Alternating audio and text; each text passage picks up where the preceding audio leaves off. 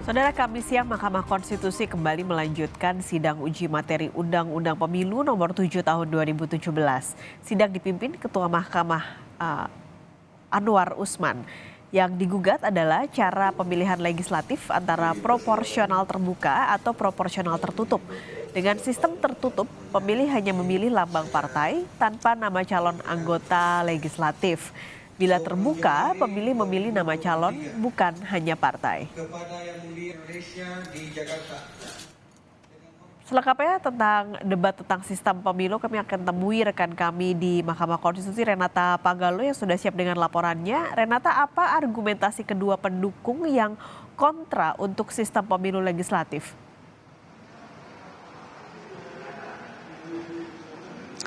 Ya, selamat siang Pak Skalis dan juga saudara. Benar sekali, dalam sidang uji materi Undang-Undang Nomor 7 Tahun 2017 tentang pemilihan umum, di sini memang terdapat dua pendapat yang kontra antara dua anggota Komisi 3 DPR RI, yang dimana dari pimpinan DPR RI sendiri sudah menugaskan agar Komisi 3 lah yang mewakilkan DPR untuk menyampaikan pendapat di dalam sidang uji materi ini.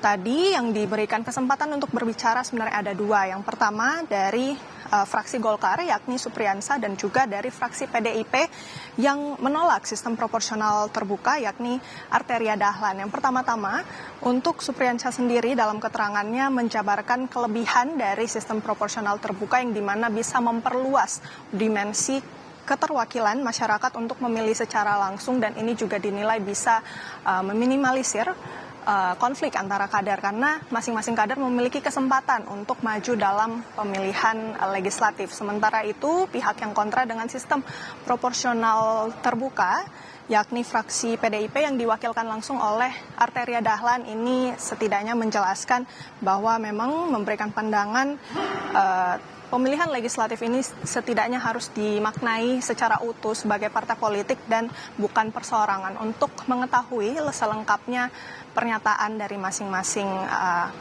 anggota Komisi 3 DPR RI, berikut kita lihat atau simak pernyataan dari Arteria Dahlan maupun Supriyansa berikut ini. Calon anggota legislatif terbaik dapat dipilih oleh partai politik sehingga mendorong kandidat bersaing dalam memobilisasi dukungan massa secara positif sesuai kualitasnya. Seorang calon anggota legislatif yang berkualitas tentu perlu melakukan upaya yang lebih besar untuk dikenal melalui program kerjanya. Hal tersebut lazim mengingat ia merupakan bagian dari wakil rakyat. Bahwa ada pun hal-hal lain berkaitan dengan tingginya biaya pemilu, rumitnya sistem proporsional terbuka, munculnya potensi korupsi, dan sebagainya sebagaimana didalilkan para pemohon, maka DPR RI berpandangan bahwa hal tersebut merupakan konsekuensi dari pelaksanaan demokrasi dan bagian dari dinamika implementasi di lapangan. Padahal mereka yang diprioritaskan terpilih oleh partai biasanya sudah melalui serangkaian proses seleksi yang begitu ketat, tidak hanya proses rekrutmen, melainkan serangkaian kegiatan kaderisasi melalui proses pendidikan politik yang berjenjang, penjaringan dan penyaringan, yang sebagai bentuk pertanggungjawaban moral, pertanggungjawaban politik, pertanggungjawaban hukum dari partai politik kepada rakyat. Bahwa tidak ada jaminan dengan sistem proporsional terbuka yang memberikan kesempatan yang luas kepada rakyat untuk berpartisipasi dalam memilih secara langsung pilihannya, akan mewujudkan lahirnya wakil rakyat yang berkualitas, dikarenakan basisnya adalah kesukaan, bukan berbasisnya kompetensi atau kualitas.